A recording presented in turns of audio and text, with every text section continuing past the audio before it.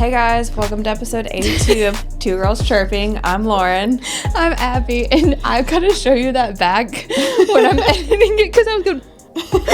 I thought you said you were ready. I'm sorry. I did. That's my bad. I didn't realize you weren't like ready. It was like a soft ready. No, I was ready, and then I touched the cord, and I was like, Fair enough. Yeah. I feel like we do have a lot to talk about today. We kind of do. It's playoffs. Yeah. Welcome to week 2 of our playoffs. Is this our first? No, because they had already played last week. I'm counting last week's episode as our number 1 of 2026 playoffs, but playoffs didn't start yet. So yeah. Technically, that was just like draft predictions, correct? Playoff predictions. How many times am I going to say that?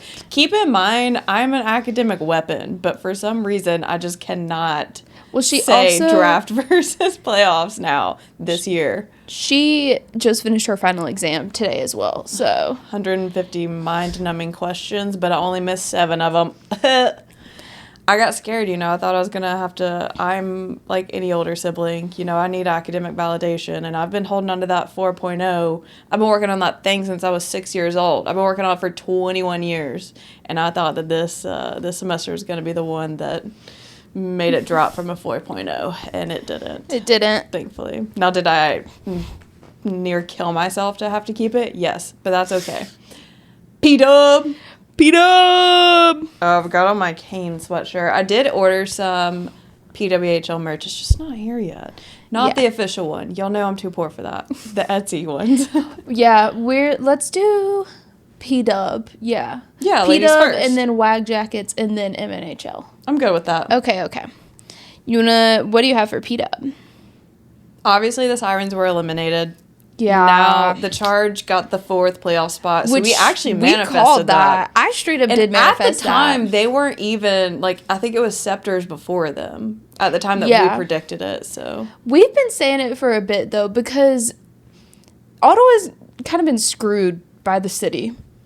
At the beginning of the season, but even to now, not even this, the city, but also the stadium. It was just I needed them to have a win. Well, now they're going to get to go compete for the Walter Cup, and they're going to get to play in the Canadian Tire Center. Yes. Which Emma did educate us on. Yes. And you know what? Pop off. I've actually never said a bad word about the Canadian Tire Center. Canadian Tire kind of sounds like an MLM. Yeah, for sure. With the Monopoly money, all of it. Mm-hmm. The Monopoly money is so fun. I really wanted to be a part of this one pyramid scheme way back in my, Highlands era. Okay, well, Marie Fluplon, our queen, is back. She was activated on Saturday. Yeah, MVP. So she will be here for playoffs. So the Wi Line's back. She'll be right here. Currently. She's on the next episode. Just kidding. Special guest. I could never. We've got the Wi-Fi. I literally could not look them in the eyes. I know that I would just shut down if I ever saw one of those queens in real life. I wouldn't even have the audacity to talk to them. I would face sweat. My upper lip sweat would be a waterfall. Well, also for multiple reasons. One, I'm awkward in person. Wow. And I am too. And then number 2, I don't if I have ever seen anyone famous or an influencer or something, I don't know that I've never talked to them. Because I don't want to interrupt the time that you're having. We used to see the NBA people all the time in Memphis. Oh, yeah, but we were also younger. I remember your dad seeing LeBron James at a stoplight one time. No. Michael Jordan? Yes. Yeah, Michael Jordan. I'm sorry. I'm starting to say Shaq. For the Birmingham, whoever they were, the Birmingham team. This was even in Memphis. No. Anyways, the Torrent did sell out Climate Pledge Arena. Guess how many fans showed up? Girl, I just stopped looking at numbers for the day. Guess.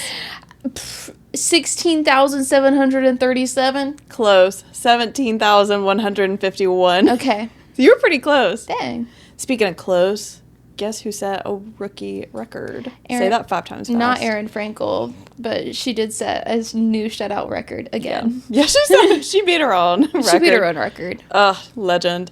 Kendall Cooper of the Frost.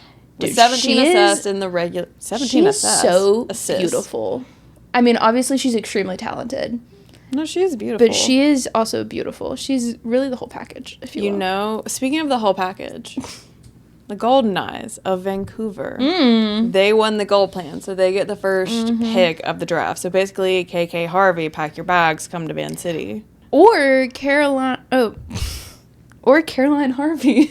Look, man. Or Layla Edwards. I feel like need they'll go them KK. both. I think they will go KK Harvey. I know there's not a reality that they will both go, but in my reality that I choose to live in, they're both there. Maybe, because Seattle will have the second pick, right? Vancouver and Seattle are not that far away. They're really not. We can attest. Yeah. It's like a 30, maybe an hour. I think it's less than an hour of a plane ride. Well, it depends on if you're sprinting through the airport to make your connection or if your flight is delayed because they were delayed getting to the gate. They're doing the best they can with the very, very small budget and very resources small. that they have. Okay. The Victoire have made their decision on who they want to play because they had the first pick. They chose the Minnesota Frost, which, for reference, is the only team that's ever won the Walter Cup. So the four teams competing are Montreal Victoire, Boston Fleet, Minnesota Frost, and Ottawa Charge. Every single playoff run, the number one team has chosen the fourth team in the league. So this was the first time that hasn't happened. And also, like you said, Minnesota has won the Walter Cup every single season. Yeah, if they win it this year, they'll be third time consecutive reigning champs. I think it's a bold move. It is a bold move. Every time that the number one team has picked the number four team, they have been eliminated. So I also just think it's like a fear tactic. Like, oh, you're the defending champ? Yeah, we'll go round one with you. Yeah. Like, absolute flex on them. I can't wait. I love it. The first game is on Thursday, and it'll be Ottawa versus Boston at 7. And then Minnesota and Montreal play their first game on Saturday. Which, of course, I have to work. At 2 p.m. Yep. Yeah. Are you working Saturday and Sunday? Yeah, it's my weekend of work. We need to figure out when we're going to record. I'm going to have to record on Friday or Monday. There. Hope that helps. All right. Also, by the way, today is Monday. This is coming out tomorrow. It'll be fresh. Hot off the press. I got work cut out for me tonight. Now, what I am extra excited to see, first of all, I love the Fleet, and I really like the Charge. I love the Fleet. I love an underdog. I'm very happy that they're here, regardless of how it plays out. I am so incredibly excited to see Gwyneth Phillips versus Aaron Frankel. Gwyneth. Yeah. Like the freaking brick wall. Dude. The brick wall. I'm so obsessed with that. The PWHL is just so entertaining. Like, they have had amazing seasons. It is like the Olympics every game. I was thinking before we recorded, I was like, how, in what reality, delusional reality, could we get Hillary Knight to come play with one of these teams? But then unlikely. I remember that she won gold this year, so she's fine. Mm-hmm. Which Sarah Nurse's contract is up. So... But we have it on good authority that she's going to stay in Vancouver because her dog likes walking there, and she likes being able to experience all seasons. Yes. So. Our sources are saying. Per our sources. You know who you are. All right, you want to talk predictions? You already did yours, so it's really just me talking about mine. But mine have kind of changed because Montreal got the number one pick. I think Minnesota's going to win that series. Fuck out of here. I think they're going to push 5 games, and I think it'll be Minnesota versus Ottawa in the final. They're going to push 5 games again, and then I think Ottawa's going to win it, and then they're going to do a big fuck you to... They're respectful. Ottawa, the city. Yeah, they're going to be respectful, but I'm not going to live it down. So, you're wrong. Oh. Because the Victoire are going to beat the Frost. Oh, mm-hmm. They are going to push a 5th game, of course. Yeah. How would they not? Every series is going to be 5 games. The Victoire will win, especially since they have MPP back. Like that, they've got. That's a good point. Every team is stacked that's in it now. None of the stars. It's not like the Yeah. NHL where we've got stars that are broke and injured and blah, blah, blah. They're all here. Mm-hmm. So Victoria's going to win. And then I said that the Charge is going to beat the Fleet. Because in their regular season, the Charges beat the Fleet 3 out of 4 times that they matched up. So I think that they're going to win 3-1. I don't think it's going to go to a 5th game. Oh. Absolutely no disrespect. That's a though. hot take. Absolutely no disrespect. And then it's If going to be... Zoe Boyd was with Boston, they'd go to a 5th game. Yeah, for sure. Victoire and Charge in the final on my bracket. And the Victoire win in...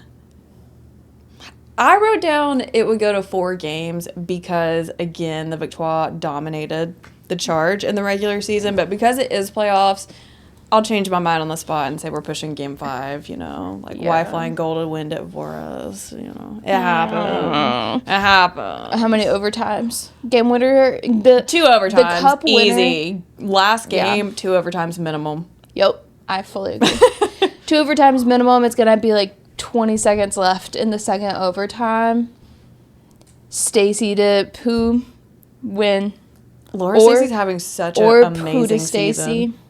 Yeah, Laura Stacey. Why flying goal? I think Laura Stacey game-winning goal. Victoire. Oh, I like it. I like it. If it's Minnesota that wins, I think it's going to be Taylor Heisey. Well, the thing that I love about the P-Dub is I won't be upset if anyone wins other than Britta Curl. She needs to lose everything. Mm-hmm. But it just takes a lot of the stress off because I like all the teams and the players so much. Mm-hmm. It's not like the Canes versus the Sens where I'm like, I morally need you to sweep them. I need them the fuck out of here. Yeah. It's not like that. It's very casual. No, except for Britta Curl.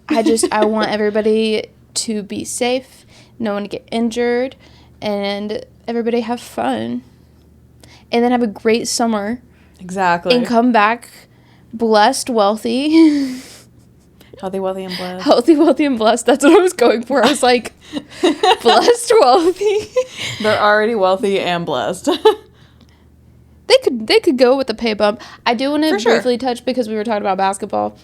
Well, we were talking about kind of. We were arguing about what? We were arguing about our dad's memory. Did you see Coach Jackie's little TikTok? Mm-mm. Little TikTok is not a great I've had comfort. Exams That's fine. Week, back to back. That's fine. I'm going to briefly touch on it. There was an ESPN broadcast talking about basketball. There's this one dude, Michael, I think is his name. I don't know. Some commentator or whatever, and a female commentator they were talking about some French player, and she imitated a French accent, and then she was like, I hope I didn't just offend all of the French-speaking people out there. And he goes, I'm not gonna lie, that kind of turned me on. Yuck. And Coach Jackie made a video about it and was like, that's workplace harassment. That is sexual harassment. Is. That's disgusting. You're here in a professional capacity. Act like it. And commented on a couple of other times that he has also made comments similar to that. And Shaq, on his personal TikTok, The Shaq commented, stop reaching and get a job. And so she responded with a video and was like, look, an average person would say, and then like I don't know. She responded with a killer video, basically reading him to filth, and was like, "But I'm not going to say any of that. I'm going to be the bigger person, even though you are notoriously a very large person." Because he is ginormous. I know. I see him on those Icy Hot commercials. And he was like, or she was like, look, I do brand deals. Like, maybe that's cringy to you. I talk on the internet. I do brand deals. And yeah, sometimes they are a bit cringy. You would know about that with your Pizza Hut ads. And then, like, popped up pictures. It was funny, though, and popped off. Anyways. I just don't think that's reaching because at the end of the day, he wouldn't say that if a man had done that accent. No. And it is not reaching at all because that is literally harassment. It is harassment. That if nothing else, that is just unprofessional, which we know a thing or two about. Coach Jackie also said that he would only defend that because he himself could see himself also doing something like that in a workplace. Yeah. Which Well, It's he just, publicly defended. That's not devil's advocate. That's publicly speaking out in defense of. So, yeah. You think it's okay. That's why you're saying it. Yeah. That's why you're saying it's okay. Publicly. Fuck out of here. I don't even eat Pizza Hut. God, no. That's like bottom tier fast food pizza. Dude, Papa John's. No. Domino's. Fox's? Actually, I don't know if Fox's is a Pints thing and Pies, because they have the best gluten-free pizza I've ever had in my life. I'm talking, I don't eat pizza cold, and I definitely don't do leftover. That shit tastes good the next day. It's that good. Pints and Pies, the Trader Joe's gluten-free pizza dough. Yeah, it's like the pizza we make, but we use their dough. Fox's. Papa John's. Well, I mean, I just don't eat non-gluten-free. Yeah, it kind of does stop there. It's just like not Pizza worth Hut is. it. Marco's is the only thing worse. Any Marco's? More like Mark knows. Mark Nors. Who's in our driveway? I think it's the mail. Why would the mail be here? I don't need anything from you. No, because this is the second time that they have lost a package of the hats that our sweet friend has sent to us. That is true. I'm assuming they're lost because where are they? Well, she said that they actually ended up shipping. We'll the see. other day. We'll see. Okay, real quick, we did receive a question about the playoff format and why they play 7 games. And I do want to give you an answer, but I did try to do research, and it's all just for the love of the game. It's just for shits and gigs. 7's a prime number, and it's a holy number. You know, I don't think that okay. Could be. It's literally just for fun. Coincidence? I think not. It's like to avoid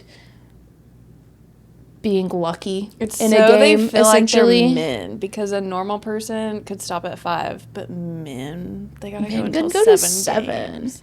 You know, you gotta be like barely able to walk, like no teeth left in your mouth. If your muscles aren't torn off of your bones, you didn't do it right. Look, to quote Monte Carlo, a cinematic masterpiece. That movie is so good. If it ain't hurting, it ain't helping.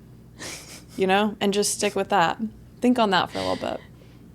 That's all I have on the P-Dub. I just remembered a quote from Biz that I'm going to share later. Okay. That cracked me up. Let's talk real quick about WAG jackets. I say real quick, but we're going to see how quick it actually is. Okay, good. I have ranked them from least favorite to favorite. I do have photos for you. Good. Let me go ahead and pull them up. Montana about it a little bit, but I couldn't tell you anything other than the Stars, the Sabres, and the Canes jacket off the top of my head. I will insert photos as well. These are all going to be edits that Sports Girls Club posted, so all credit to them. They just compiled it so nice and pretty for me. My God, their stuff always looks so great. Yeah. So first up is the Boston Bruins. They're my least favorite. I was about to say, someone did a basic bitch one. A lot of them. The theme. It's giving nothing. Yeah. Literally nothing. And the material looks so cheap. So the theme of this playoff series is bland. And it's monochrome. There's a difference between monochrome and bland. Monochrome is also a big theme, but bland. That was Boston? Yes. Okay. It's the Penguins jacket I was thinking of, that I liked. We don't know the designer of this one. This is the only team that I don't know who designed and created these jackets for them. Literally my top note, Bland Central. Boston has such a history of iconic Their WAG jackets last season were so good. They have a great color scheme, very iconic logos. Even with Heated Rivalry there's so much that they could have worked with. Yeah, and instead they chose nothing. Now, I did see a WAG comment on someone's video talking about how their Bland Central say, in our defense, we just clinched a few days prior, and that's fair. We didn't have a lot of time to get our shit together, which is fair. Mm-hmm. But the Bruins logo is nowhere on the jacket at all. I mean, I couldn't see that was a WAG jacket. Mm-mm. My second would be the LA Kings. Least favorite? Second least favorite. These are least favorite to most. I kind of liked theirs. They're also just bland. I don't The backs are fun, though. I just think that they could have done more. Now, they're also in the same boat as Boston that they clinched just a couple days before. I just think that they're kind of bland. The only thing, I do like the stars. But I like the stars. I like the logo on the back. I like the logo on the back. I wish they had gone with the crown logo, though. Well, I think if they had more time, then yes. But I think factoring in the time crunch... Yeah, that's fair. They did pretty well. I will also say they had little bag charms that are really cute. I have a picture of them somewhere. I love a bag charm. They're super cute. And I will call out, I posted a TikTok. That's fun.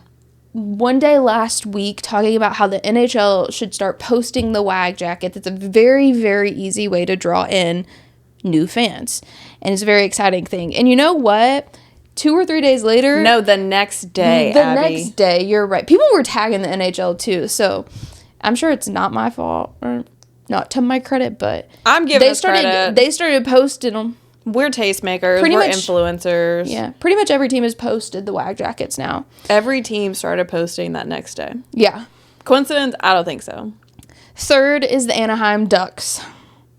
These are also just bland. I didn't like their color theirs. scheme is nowhere in them. You can scroll to the left or to the right. One of them has another picture of them. I don't like it. Yeah. But I'm not impressed, but they're beautiful. The jackets were designed by Statement Threads Shop. It did make a statement. They did get pants that had cutouts and bedazzled numbers. See, the pants I liked. They were designed by MVP Bay, and those are so cool. Oh, wait, no, those are the Flyers. The Flyers. Those are the Flyers. Yeah, you're right. Those are... Yeah. I showed you the Ducks jackets. Because to me, it goes Boston, Ducks, Kings, and then it's kind of a coin toss. I skipped. Yeah. I showed you the Anaheim Ducks jackets. Again, I didn't like them, but there were like 4 different fonts going on. It was the Philadelphia Flyers that had the pants. These were the Flyers jackets. I think my problem is I don't like shiny black leather. I think it looks cheap. I think that looks cheap, but I really liked the pants. So they get honorary credit for the pants. No, I agree. So they were in, let's see, I can't keep up, but it was Boston, Anaheim, that was 4th. And then the Flyers. Yeah. And then my next one, I think, was the Avs and then the Canes. Well, we're doing my list. I know. I'm just like remembering my ranking. Then I have Vegas. I didn't realize that they had jackets, considering they're stuck in a time loop. They resemble the Ducks, and it's like a canvas jacket. The only thing that I like more about it is the color on the front, but it's like 3 different fonts going on, and it's bland central. They don't get a ranking to me because I don't acknowledge that team. And honestly, it looks like last year, which reminded me of the fact that last year they had like 3 different WAG jackets and nobody was coordinated. Like different groups had different jackets. I do recall that now. What the heck is going on here? They didn't know then and they don't know now. Yeah. And then I have the Hurricanes. I really like the Hurricanes. I like all of the jackets coming to me. The Canes just kind of copied the Avs from last year. 100%. Like 100%. Yeah. The Canes do have a reputation of having ugly WAG jackets. Not worse than the Devils last season, though. Nothing was as bad as that. And they're certainly better than they have been. And this was Sports Club Atelier. And the thing is, if they were the same color as Boston, to me, those are pretty neck and neck. But the color of the Canes jacket, I do like. So that's where it's not in the bottom with Boston. No, I agree. Boston, it's literally just bland. And I like their patches. And they have all of the logos at some point in there, which I like. Vegas was also just designed by Sports Club Atelier. Sports Club Atelier, I think, designed over half of the jackets, which I have mixed feelings about, but we'll talk about that at the end. We will. Yeah. Because I've got something I want to say about that. And then I have Utah Mammoths. I did not list a designer, but I know that they worked with someone local, which I like. I think they're the only ones that worked with someone local.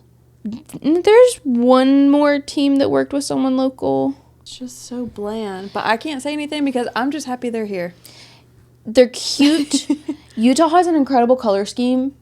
They didn't capitalize. Yeah, that's exactly. Where is the light blue? Where's the blue? The light blue is the best. It looks good on everyone. Especially with all the blonde, blue-eyed WAGs. Yeah, those are great colors. I will say they got a leg up on Carolina in my books because the back of the collar, as opposed to having the players' initials, like a lot of teams do, they had the partners' initials. Which I do like. Because they helped them get to that point as well. Now, aesthetic-wise, they are still lower than the Canes for me. But I do like that detail. Yeah, and then I have Minnesota. They were designed by pressed by Sarita. So initially, I thought that all these jackets had hoodies, and then I realized that it was that girl's hair, and I was like, thank God. Yeah, I thought the same thing. They're okay to me. They're nice. Yeah. They're classic. I liked their ones from last season better. Their ones from last year were better. I'm glad they didn't go with white. Me too. My only thing is they didn't use the colorful logo, which I wish they had because it would have looked way better on the back of the jacket. I agree. I'm just happy, though, that they aren't completely monochrome. Mm-hmm. Thank God. And then I have the Colorado. And they're suede, which is fun. I think they're suede. It looked suede to me. Yeah, they're crushed suede. The Colorado Avalanche actually had 3 looks. Yeah, they did. We've only seen 2 so far. Well, I've only seen 2 so far. They have a little windbreaker, and they have a canvas jacket that's got the big logo on the back, which I like. It's a bit bland. Now, to me, they're just giving very Ralph Lauren early 2000s. Yeah. Which is a very preppy look for what I perceive to be a very preppy team, which is totally fine. I agree. I'm not a hater. Yeah. It just didn't really do a lot to me. They were also designed by Sports Club Atelier. Yeah. Which it's one of the more colorful looks by them. And then I have Tampa Bay. Tampa Bay used Kevin Leonel, who I believe designed the Devils jackets from last season, which were very controversial. I feel that you're correct because you liked them and I hated them. I didn't really like them either. So other people liked them. Oh, most people loved them. Now, these I really like. It's a deconstructed kind of I don't think I've seen these. And all of the patches are the lightning bolts. They're shaped as lightning bolts. I love those. I had not seen those. They've got the logos. He custom designed this little emblem, and it's got the palm tree. You can't really see it, but I do kinda. I really like them. I think they do a good job of bringing in the colors of the team. They've got to be top 5 to me. Yeah, they're very unique, which is what is lacking. Yeah. But not in a way that they were last year. Speaking of unique, I like the Pittsburgh Penguins as well. They're next. I loved theirs. Yes. So loved theirs. They're number 2 to me. It's so fun. They were designed. So on brand. They were designed by Ashley Harris Designs. When I first saw them, I was like... Great job, Ashley. When I first saw them, I was like, what the hell? But then I looked more into it, and I realized it was a deconstructed jersey that she sewed back together, so that's why it's got the patchwork. Mm-hmm. And I was like, man, that kind of... She ate down with them. It screams WAG. And our favorite WAG insider, Lexi Lafleur-Brown, said that is literally where WAG Jacket started, is they would just deconstruct... The WAGs would be deconstructing jerseys and making them look cute. And we should bring that back. Yeah, and I loved that. Bring back WAG Craft Night. Oh, yeah. And it's colorful. It's just... I'm like, yeah, that's a Pittsburgh Penguins WAG jacket for sure. You know, they might not be leading the series, but they're leading the whole conference. Yeah. Not the whole league, but the whole conference, at least to me. And then this might be controversial, but my 5th favorite, top 5, Ottawa Senators. I loved their jackets, and I don't know what about it specifically, but to me, it had a real Hunger Games, a real I love Percy Jackson vibe to it. I love the patch on the back. Loved them. The color, the dimension, all of it is just so good. Like, that's a work of art. Yes, and they're so well made. Unlike the team. Yeah. Bummer. They are designed by the Dirty Denim shop. Period.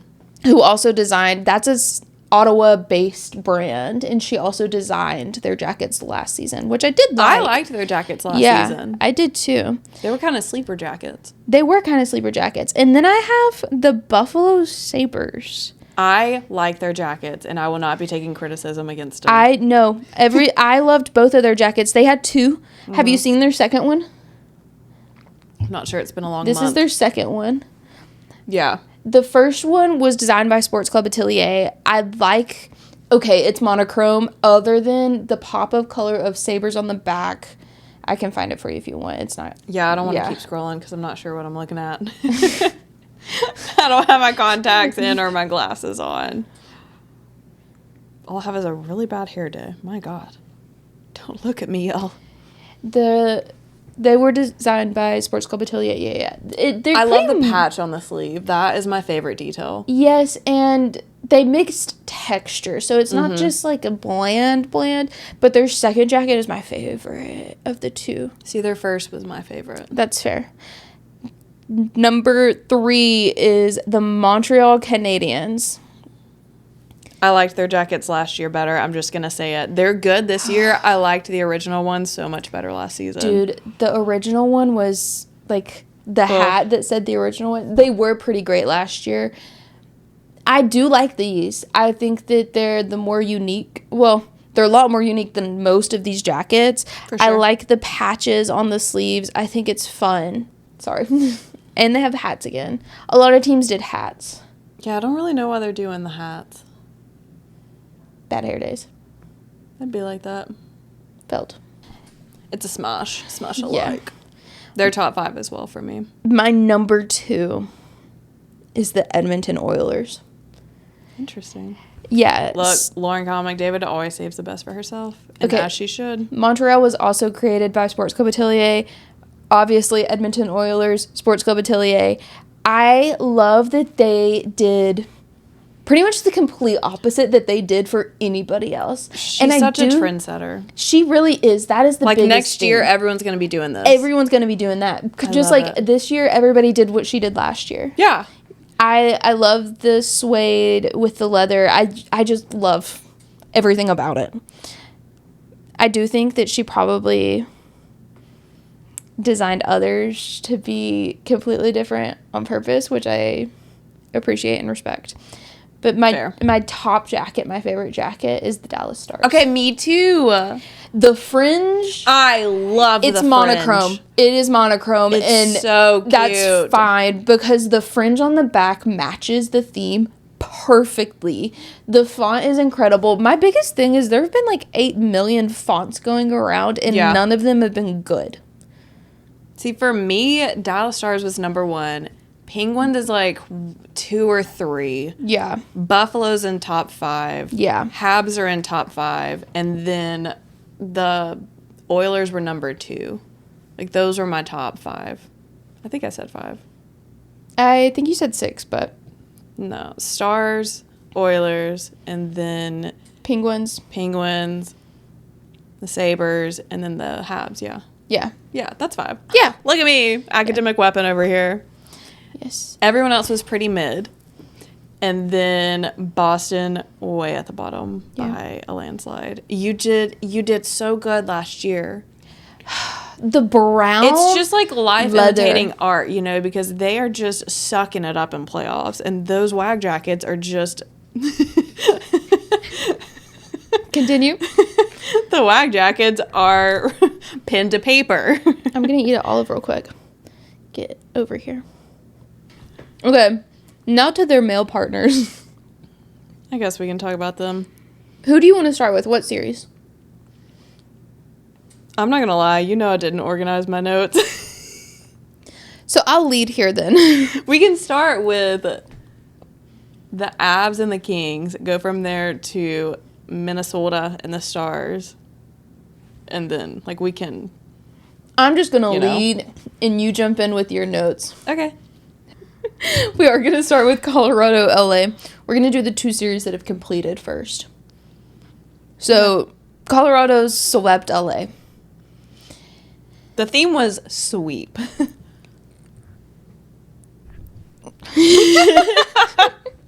That's how you sweep, in case you didn't know. Okay, so, thank you for that. Yeah, the games were pretty close until the last one. Look, man, I'm just happy that the Kings scored. I just didn't want them to get shut out. Now, the most points they scored in a game was 2 goals, not points.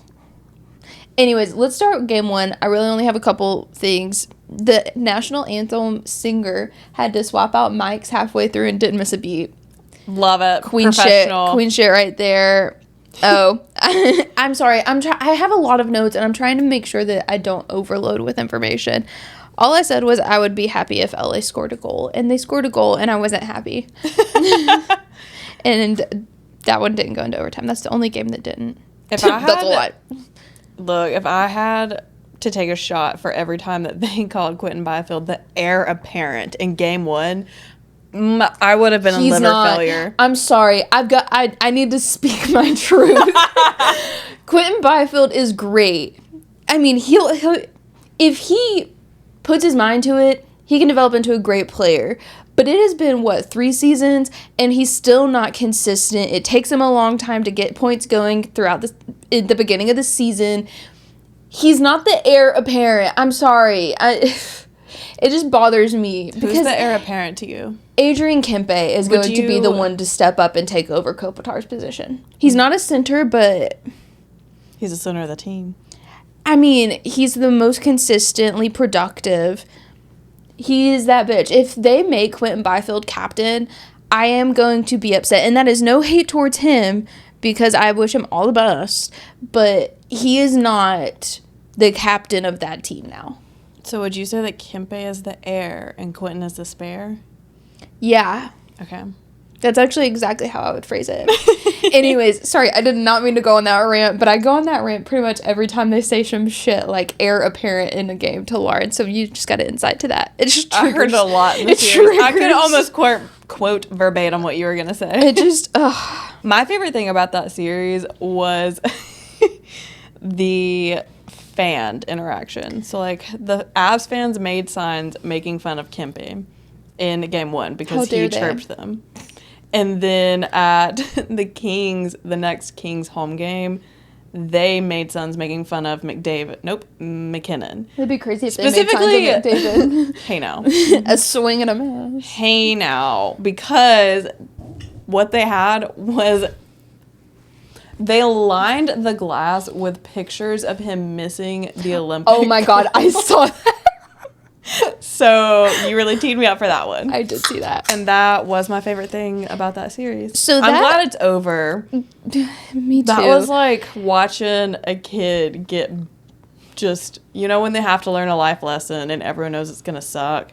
That's kind of how that felt. You know that clip of Matt Rempe wrestling a little kid at like some mock game? That's what it felt like, because to the kid it was very serious. And the kid in this scenario is LA, and Colorado was just there poking fun at him. Yeah. Now, game 2 was kind of cursed. Game 2 was weird. Game 2 in Colorado, Quentin Byfield got a penalty shot. He took it. He missed. That was his first penalty shot in his entire career, which is kind of crazy to me, right?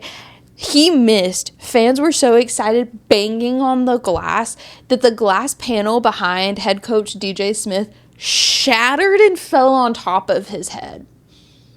Which was crazy. Which is crazy. Yeah, that caused a 17-minute delay.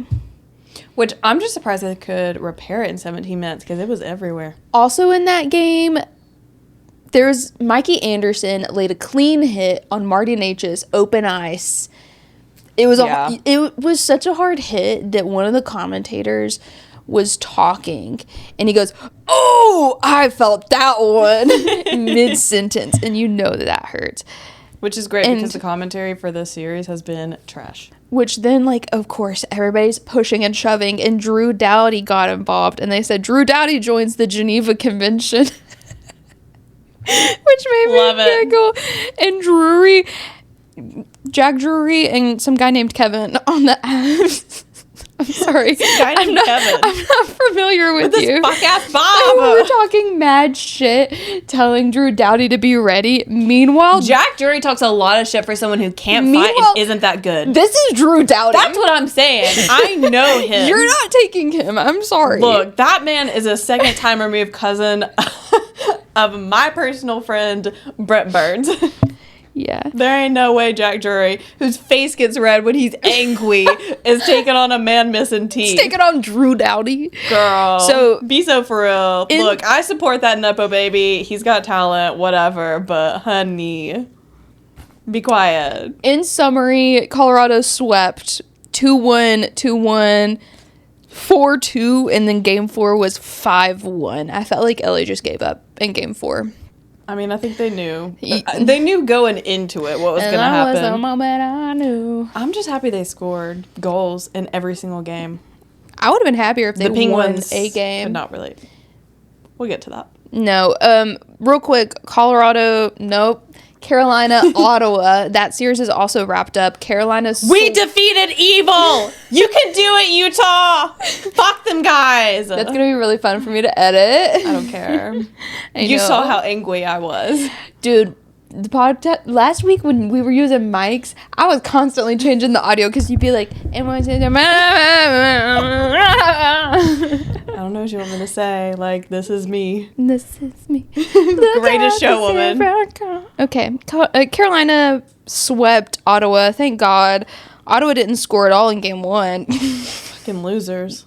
Let's see. And it was in Raleigh, because it was Raleigh. Yeah, we beat them in their home. I put this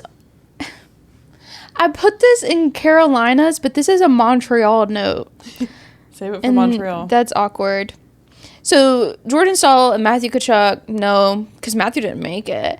And Brady Tkachuk fought on the opening face-off. That was the first. Which, if you will recall, I partially manifested in my draft prediction. And again, they did fight after he committed a crime against Aho at one point. I can't remember. It was game 2 or 3 for sure. I don't know. I'm a witch. The theme of this series is Logan Stankoven. Really. For reals. Yeah. He scored first in the series. Just 2 minutes into the second period. It was a 5-on-3 for Carolina. So if they hadn't scored, We were going to be in trouble. yeah. And then he scored just like 7 minutes into the third period to put them up 2-0. Oh, JK, that was Taylor Hall. Mm-hmm, it was. It fooled everybody, though. Taylor Hall was public enemy number 1 of the series. True. And that is because of game 3. Where he laid a hit on Sanderson, and Sanderson Did not return to the ice. He still hasn't, to be completely honest, and he won't this season. That's the Maybe wrap. next year. He entered concussion protocol. I'm trying to see. No one was more concussed than our sweet angel, Nikishin. We'll get to that when we get to the Habs. Game 2, they went into overtime. Mark Jankowski scored with just 3 minutes left. And then it was reviewed. And then it was awkward because Carolina was celebrating on ice. Ottawa, part of them had already gone down the tunnel. The goal is overturned because Jordan Stahl was offside. So then they had to go in. But because of all of that, there's another penalty on the play, which gave Jordan Martinook a penalty shot. And that was like the first time that there's ever been an overtime penalty shot in playoff history. He missed. Marty? He missed his penalty shot, but then he scored in second overtime period. It was a Marty party. They really only survived that game because of Anderson. Andersons have been a big one this playoff run. Yeah, and then game 4. He's been a brick freaking wall. He has been, it's true. And please say that way. Truly. Freddie. Between him and Bussy. Yeah. Stays so healthy. I don't think Busty's played at all. I think it's been Anderson, which was Well, yeah, it's been Freddie the whole time. Yeah. But, like, we do have a good backup. And Kopitar is there, but I don't think he's been activated. Yeah. He's so put. I only have a couple things to mention in game 4, and then we'll move on. I'm going to try and be so quiet about game 4 because I got a lot of words out watching it live. I thought we were going to have to start watching it separately. I had to put myself in timeout. So it was already a very physical game. Ottawa was down 3-0, and they were at home. I keep calling him Matthew Tkachuk. Because Brady hasn't ever done shit before in his life. The thumb man was rage baiting like he had never rage baited before. And then Nikishin kind of got his shit rocked in the second period. He did not know where he was. He couldn't even walk off. He had to be carried off the ice. Yeah. And it by 2 players. It was a clean hit. Technically. But was it dirty? Yeah. The intentions were dirty. And I don't know how much the refs were paid by Ottawa this game, but they paid them good money. They must have paid them really good. There was a big scrum shortly after the Nikishin hit where everybody on ice was involved. And specifically, Sean Walker was in a headlock by some other Ottawa player. I don't know. I couldn't tell. Ridley motherfucking Gregg comes over and sucker punches him. He doesn't sucker punch, he uppercuts punches him. You're doing great. And punched him. And it wasn't caught by the refs. You know it's bad, though, when... It was on center ice, mind you. It was, granted, yeah, that was ridiculous. And they were the only people in that little area. Yeah. It was... Yeah. I felt validated because when the intermission report people came on, they were fuming, talking about suspension. Yeah. Which I haven't seen any form of a fine or a suspension. I haven't either. Where the fuck is that, bruh? No, I literally haven't either. Yeah, Stankoven Meanwhile, scored, Jordan though. Stahl. Jordan Stahl out here. I'm going to be quiet. I told you. I'm going to try and be quiet about it. Continue. Okay.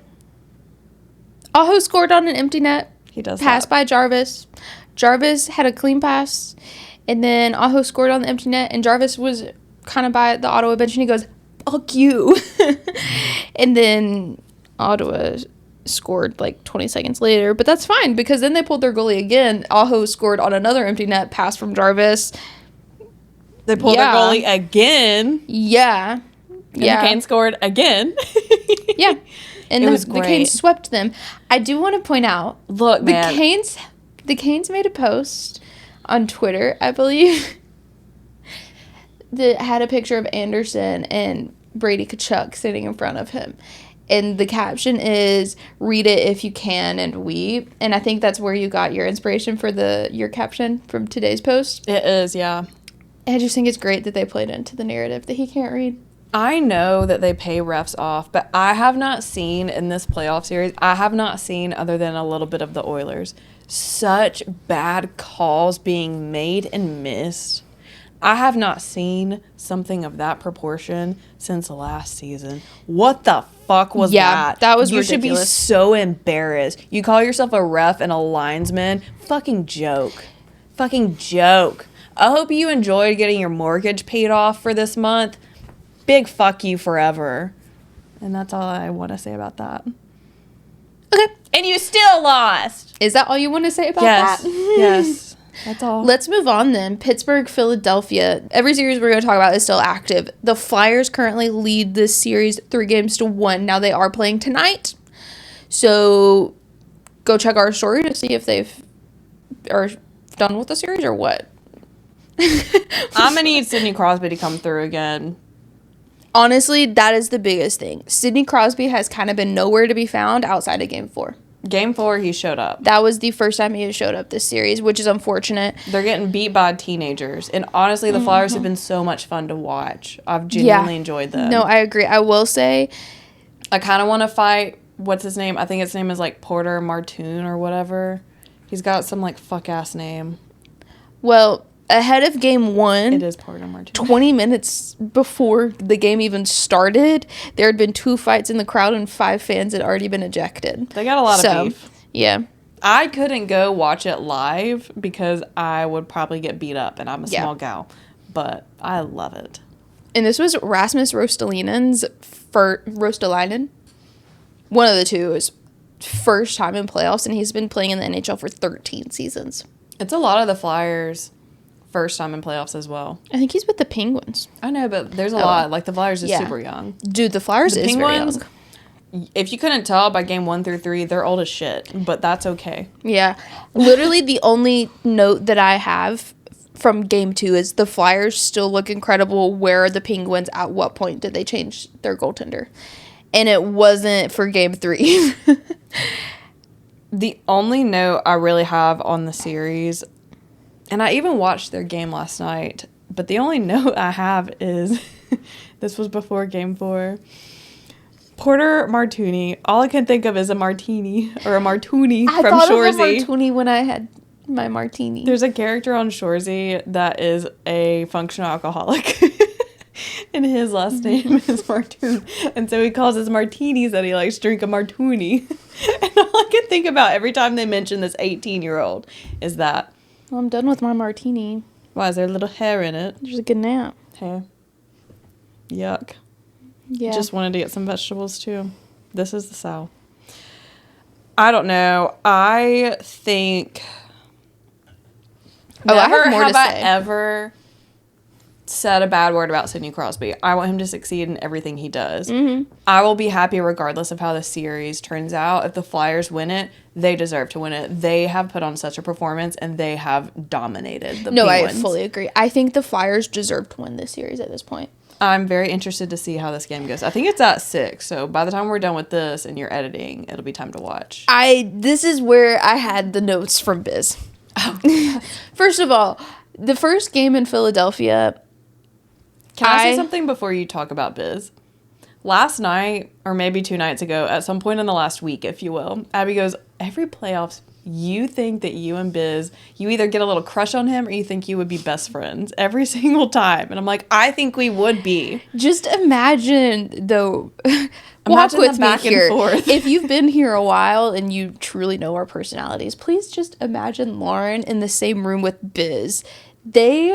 I need a camera and a microphone in there because that would be one of the most entertaining conversations I think I would ever have. He just would match my freak so well. Yeah. In a way that most men can never understand. Yeah. Because they don't think women have personalities. Any hoodle. First game in Philadelphia, they didn't sing the national anthem. They only sang God Bless America. And I was like, what? Why? And then I remembered it's because... I wrote it down because I had to go back to our easy for you to say. I had to go back to our archive notes. Between 1969 and 1972, the Flyers had a playoff record of 19-1-1 when God Bless America was played. I still think it's weird they didn't do the national anthem. Maybe that was just on my broadcast. It was not just on your broadcast. People talked about it. Oh. I'm fine with it. Who cares? Yeah. So... near the end of the first period, Sidney Crosby is going in to take a face-off. Hathaway from the Flyers is messing with his stick and skating by and hits him in the face with his stick. They've been playing so foul with my guy. Sidney Crosby throws himself on the ground. That is the only way that I can explain it. It was freaking hilarious. It was truly cinematic. Do you want me to reenact it? Sure, you know I love to. Yeah. Here's the stick. I'll hit you in the face. Okay. You're going to take your face off? No, literally. Literally, it was the most... You guys, it was the most dramatic dive I've ever seen in my life. I told Lauren. And I've seen some dives. I told Lauren about it, and she was like, but he got hit in the face. And then I showed it, and she was like... Look, when he was in the penalty box, and the Flyers fan was looking at him and goes... And he starts laughing, I was like... Sorry, guys. He knows. Yeah. And you know what? He can do no wrong. Well, then to me in that regard. Cut to the intermission, and they're talking about it. And this is Biz, real quick. If you're not cheating, you're not trying. When I played, I used to carry around a razor blade in my glove. Anytime anyone came close, I'd cut myself. The bench would be yelling, "Bleed, Biz, bleed! We need the 4 minutes!" Which is obviously not true. I hope. Or is it? If anybody, it would be him. Yeah. That's the thing about Biz is you can never really know. Mm-mm. So then game 4, Crosby finally decided he wanted to play hockey again. Not too much on my guy now. I'm sorry. And Pittsburgh wins the game 4-2. After the game, there's a lot of pushing and shoving. Some hair pulling. It got kinky. For some reason, I wrote Crosby charted a guy. I don't know what I meant by that. But someone kind of charged someone. Charged. Like, there was maybe a second left, and you could see the intrusive thoughts win, and no one's skating, and he just goes right up on this teenager, if you will. But, like, was it wrong? Technically, no. Yeah. Someone's hair was pulled at some point as well. Martuni's hair was pulled. Martuni. It got a little BDSM in it. Now we're about to get into some teams that I just have not followed these series very much. I have made some notes where I can, but you're going to be able to tell. If there's anything big that has happened that I have not mentioned, please feel free to comment so that everybody else can hear it. But we're going to go Boston Buffalo real quick. I swear to you, have a mental block. Look, their games are really late for us. Their games are starting at like 9:30 our time, and I watched some of it. I watched some of the last Boston Buffalo game, and I've watched parts of game 2, but they are so fucking late. Yeah. So Buffalo leads this series 3-1, and don't they play tonight as well? No, Vegas and Utah plays tonight. I'm pretty sure Buffalo and the Bruins play tonight too. Okay. So Buffalo leads this series 3-1. For some reason, this just literally doesn't make sense to me, so I'm going to keep going. Read it aloud, and I'll tell you if it makes sense to me. I don't know why I put this in here, but it's a snippet from an ESPN article recapping Game 1. It says, Thompson dismissed the narrative of the team lacking playoff experience by saying players drew on the frustrations of going so long without a postseason appearance. He said, quote, I think 8 years of adversity is enough experience to get you ready for something like this. I think anytime you go 8 years not making the playoffs and then it's finally here, the last thing you want is regret. There's just a heightened feeling of hunger. You just don't want to let this opportunity slip. I thought tonight was really important to make a statement and set our standard. And they did win that game 4-3 at home. Look, I'm loving it for Buffalo. Yeah. Regardless of my feelings for Tage Thompson, and despite of the fact that he is very tall, I love it for Buffalo. I do too. Their city is having such a fun season, and they're long overdue. That team is long overdue. Game 2 was very, very messy, especially in the third period. Yeah. There was a lot of roughing. There was a lot of misconducts. There was a lot of fighting. Well, there was at one point, it was Tage versus like 2 or 3 of them. Yeah, that tracks. He's 1,000 feet tall, so fair. Yeah. And this is another snippet from an ESPN article. I did not write this down.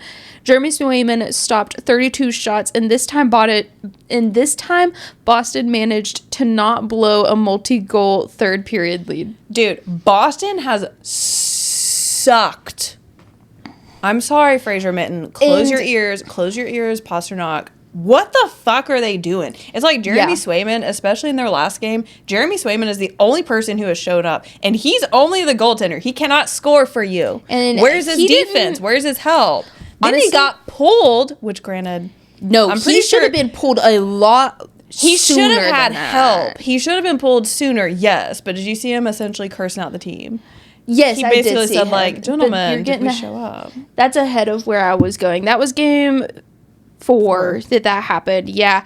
For reference, Buffalo scored 4 goals in the first period, and Boston didn't pull Jeremy Swayman until the third period after Buffalo's 6th goal that made it 6-1. They should have pulled him. And he basically cursed out the team on his way down the tunnel. And I don't blame him. I do think, though, that they should have pulled him after the first period. I agree. I think that was kind of a humiliation thing.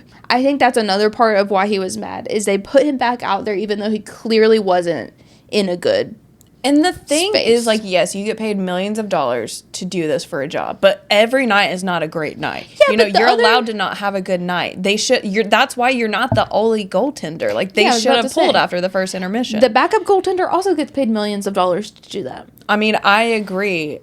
When you subject your goalie to that, how do you expect them to feel other than, like, they are being humiliated? Yeah.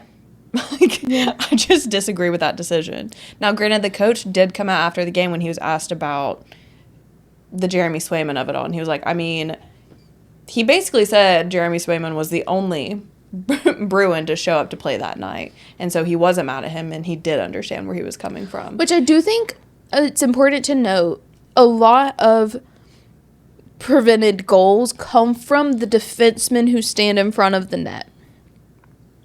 That is a big saver of the goaltender. Mm-hmm. Because how many shots on goal did they have? So freaking many. Yeah. Buffalo has been a big third period team. In game 1, it was 3-0 Boston. Buffalo scored 4 goals in the third period to win the game. Yeah. Pretty sure that similar thing happened in game 2. I do know in game 3, Buffalo scored 2 goals to win 3-1 in the third. Yeah, I mean, Buffalo scored 4 goals in the first period. We already talked about that. Yeah, they're a bit of an older team. They're like the Penguins. They're a bit older. Mm-hmm. And at the end of the day, if you're trying to make a real playoffs game, you cannot fall apart in the third period. No, I agree. They've still got a chance, but it is 3-1, so they have to win every single game from now on. Yeah. Most of these, it is you have to win every single game or you are eliminated. Speaking of, Edmonton versus Anaheim. Anaheim leads this series 3-1. Hi, Marlo. Speaking of an old team playing against teenagers. Hi, Marlo. I don't have a lot to say. I watched the second and the third period of the Ducks game last night because I was up studying. Did you watch overtime? No. God, no. So, I don't have much to say on this series either. I haven't really watched much of the games. I don't support Joel Quinfield, and I don't watch their games. It was only on right after, I think, the Habs game finished, and it just dove right into it, and I was studying. Yeah, I've been following the series, but I've not been watching it. Game 2, a rotisserie chicken was thrown on ice. Yep. I will say, I think that was a turning point in the game, because Edmonton had just scored. They had oh my God, I'm so sorry. They had a bunch of momentum, and then someone, because they were playing in Edmonton, an Oilers fan threw a rotisserie chicken, an entire one, on ice, and there was a massive delay while they cleaned it up. That fan was escorted out. And it killed the momentum of the Oilers, and then they lost 6-4. And the goaltending was optional that night. I think that the fan intended for it to be like, oh, the Ducks are cooked. But instead, it was the Oilers that were cooked. How did they get that in there? You have to put it in a bag because the smell alone is very specific. Unless you're eating it cold, which, psycho. And, like, my other thing is, in terms of smuggling, you have to put it either in the bra area or the underwear area. So, like... I mean, someone could definitely pretend to be pregnant. Yeah, but the metal detectors are going to see... Well, I guess the metal detectors aren't going to catch any of that. Yeah, and they're going to be metal. And they're not doing, because it's Canada, so they don't do pat-downs. They don't get invasive like they do in the States, because, you know, we have guns here. Yeah. So, yeah, I guess it would be really easy. You just throw it in your sweatshirt, tuck your sweatshirt into your pants. Yeah. It's just like you're sneaking into a movie theater. 32 weeks today. Truly. Yeah. So, also, Game 3 goaltending was optional. There were 11 goals scored between the two teams. Mm-hmm. And... last night... Also, Draisaitl was back for Game 2. He was back for Game 1. No, he came back for Game 2. Oh. I thought he was there for Game 1. Pretty sure he was on the box score. I don't know. I have it in my notes he was back for Game 2. You be the judge. Well, Game 4, which was last night's game, which the night before last, if you're listening to this on Tuesday... Why did I need to phrase it like that? Sunday's game. You don't have an option. You are listening to it on Tuesday. It went into overtime, and Anaheim scored the overtime goal pretty quick, 2 minutes and 29 seconds. Oh, that's his food. That's sorry. We got new cat feeders because our cats just enjoy eating each other's food, which is not great. So yeah, and this was the goal. I did screenshot this from I did TikTok. See that. Yeah. And then they play tomorrow. So Tuesday, when you're hearing this. That's all I have on that series. Yeah, I don't really have much to say. Speaking of not much to say, let's talk about Utah. I don't know who they're playing. I guess they're doing, like, scrimmages or something. They're playing the Sharks. You're right. They're playing the Sharks. They lead 2-1. I have one note about the Senators that I forgot to speak on. Speak on it. Did you see that the Senators sent a fan, the one who does those cringy YouTube videos, they sent him all the way to Thailand? Because every time he's done, like, a hype-up playoff cringe-ass song on YouTube about it, they've been cursed. So they literally sent him to Thailand. Well, they're still and, cursed. like, made a post about it. being like, better safe than sorry, essentially. And then after they got swept by the Canes commented on their post and said, you should have sent him to the moon. Those are my divas, and that's all I wanted to say about it. The Canes admin, I love them. it depends on what branch, but they are going for the kill. They got a Gen Z girl this year. You can't convince me otherwise. Honestly, I see it. I see it in certain... They definitely have one on the team. They've definitely got an unk around, for sure. Yeah. But there's a Gen Z girl in there somewhere, and we see you. Let's talk about Utah Sharks. Yeah, the Sharks. Utah leads the series 2-1. Ahead of their first home game, they did a jersey trade free of charge for any fan who wanted to bring in a Vegas jersey and replace it with the Utah one, which I really like, because Vegas used to be the closest NHL team to them before Utah. Yeah. So was that ahead of game? I thought that was... I have it written down that it's ahead of game 2, which wouldn't make any sense to me. No, it's ahead of game 3 because it was the just game in Utah. Yeah, because it was in Utah. So I even wrote in parentheses in Utah, so I just misremembered. Yeah. Almost 1,000 fans participated. Exactly, because everyone hates Vegas. Fuck those guys. Yeah. Specifically Carter Hart. Fuck off and die. I did have from an article about that whole thing. It said another Mammoth fan was on hand for the sake of his... What? No, this writer did... That doesn't make any sense. A fan was bringing his girlfriend's jersey without her knowing and said, quote, I was visited by the hockey gods last night and they want her to convert fully to the Mammoth. Yeah. And said... Oh my God. And so they said, in a vision to me, they said, grab her jersey, get up here, swap it out. It will finish her conversion. Man will find any excuse to do something without asking their significant other's opinion. That's true, but I support that cause, actually. Specifically that one, I think the hockey gods did visit you, and I do believe in such things. Do you want to talk... Good on you for listening. No, I do agree with that. Do you want to talk about Minnesota or Montreal last? I don't care. Yeah. Whichever you're feeling. Marlo said Minnesota versus Dallas. That series is tied 2-2. Look, the Wild came in so hot game 1. And then they just... Yeah. Dallas was like, oh. Dallas was okay, it's going to be like that. And they've just been matching each other's freak ever since. Yeah. That's my analysis. Minnesota beat Dallas 6-1 in Dallas. It was really embarrassing. Dog walked at home. It was really embarrassing. Yeah. It was 4-0 within 26 minutes of the game starting. I didn't enjoy watching that game. I did not either. They were very physical in game 2, which tracks after losing 6-1 at home. Mm-hmm. Wyatt Johnston had 2 goals. Game 3 went into double overtime. In first overtime, the Wild had 2 power plays and weren't able to score on a single one of them. Which game was it that the Quinn Hughes crash out was? Was that game 2 or game 3? Every freaking game. Every game. No, it was an apocalyptic crash out. It was hilarious. And then it just panned to Wyatt Johnson, and he was like...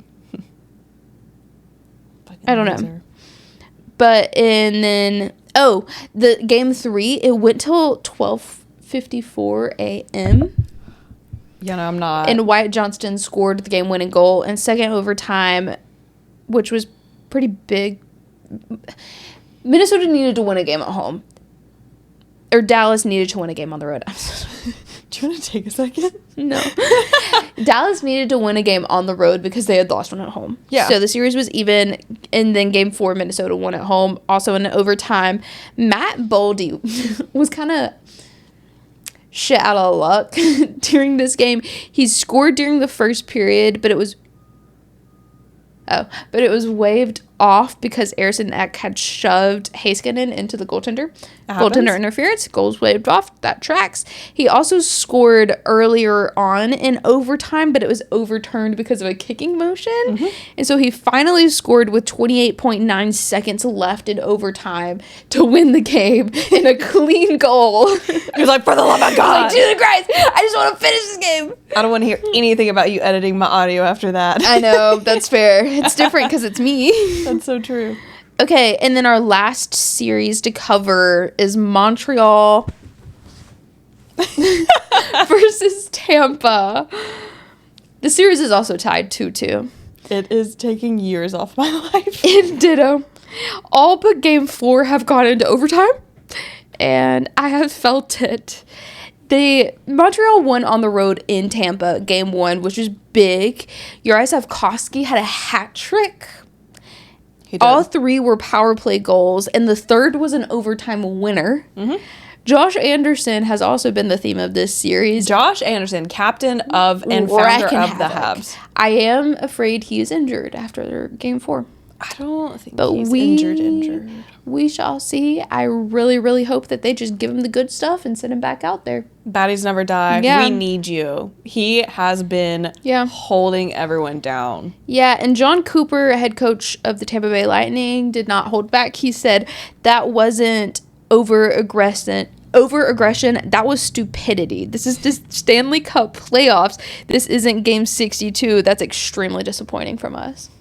Yeah, I mean, it panned to him on the bench, and he was like... Literally. I think at one point he literally was doing this number. Yeah. Which was how most of us felt game 4. Tampa won game 2. Montreal won game 3 at home. I mean, honestly, game 2 was just a street fight. With a couple scores in between. Yeah, first period had 16 penalties, the majority of which were roughing. Juraj Slavkovsky fought Brandon Hagel in period 2. They went into overtime again. Brandon Hagel had a Gordie Howe hat trick, which is a fight, an assist, and a goal, in case you're wondering. Kirby Dach got death threats after game 2. Kirby Dach literally got death threats. He iced the puck. It ended up with Tampa scoring to win the game. Yeah. And then fans thought it was appropriate and mindful and also correct to tell him to find a bridge to jump off of and to kill himself. And his girlfriend. They not only sent him death threats, but his girlfriend death threats. Yeah. Which is crazy because... He's such a nice guy. I had no clue he had a girlfriend, so I don't know. They went out of their way to track that down, figure out what her social media was, and send them to her, which is crazy to me. But in game 3, he actually scored the tying goal in the second period, which allowed them to win because they went to overtime. Lane Hudson scored in an overtime slap shot. I think Kirby Dach, did he not have 2 goals, or maybe he just had one goal and an assist in game 3? He just had a goal. I think he had an assist. He probably did. He had a great game. And then his teammates obviously spoke up for him. Yeah. Marty St. Louis spoke up for him, as they should. Yeah. To the fans who think it's appropriate to tell a player to go kill themselves, you first, bud. Yeah. Yeah. Demonstrate how. Hey, I'm from a teaching hospital. See one, do one, teach one. Yeah. Oh, I almost forgot because I put this in the wrong team's notes. But game 1 in Tampa, they skate out. The lights are down. You know, they're all skating out to do warm-ups. Jacob Dobej skated to the Tampa Bay net. I wasn't going to bring this up. Realizing it. I've got to bring it up. I'm sorry. Without realizing it until the lights came up and he realized the players skating in front of him were Tampa players. And so then he had to cross the ice. To be fair, it was really dark. It was really dark. It was. So dark. And I want to say he's got blue eyes. It's hard to see in the dark. It's really hard to see in the dark. It is. It is. Not for you who's got night vision. Game 4, though. I do have night vision. Game 4 was Sunday. Yesterday. I know, but this is coming out on Tuesday. And I was like, it's Monday and Tuesday. And, and at this I'm out a week ago. That's the second time I've touched your foot, and I can't do that anymore ever again. Hate that. Anyways, I will take this loss by Montreal as my fault because I've been going to bed before the third period every game, and they have done fine. In this game, I was standing in here watching the TV during the third period when Brandon Hagel scored his first goal in the third period, and I will take that on myself. That's my fault. I won't let that happen again.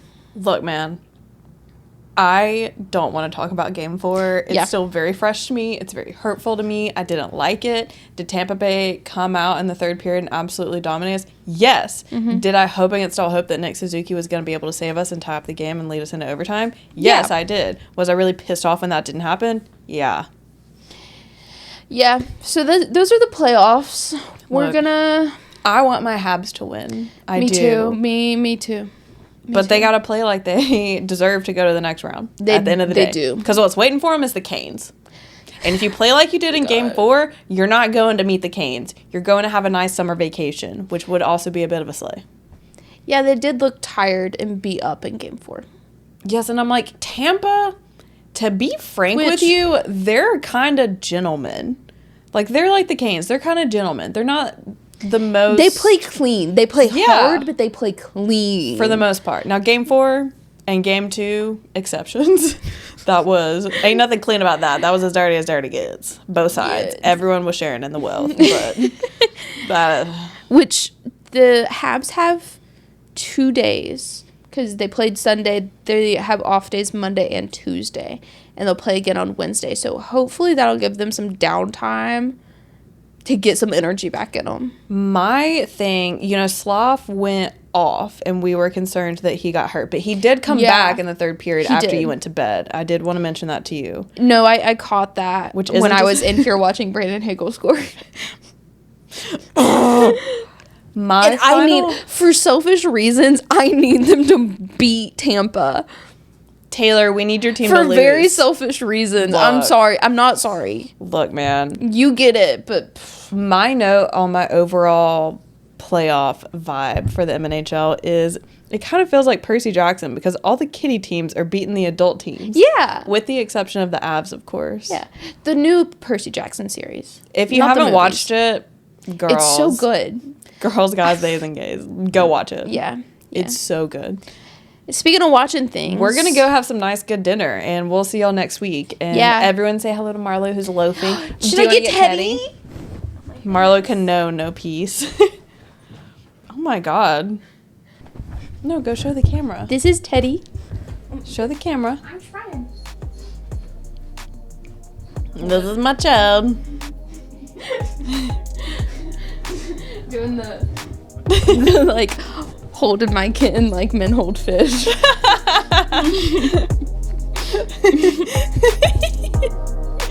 Okay, we'll see you next episode. Little limp noodle. Everyone say hello to Teddy. Bye now. Bye.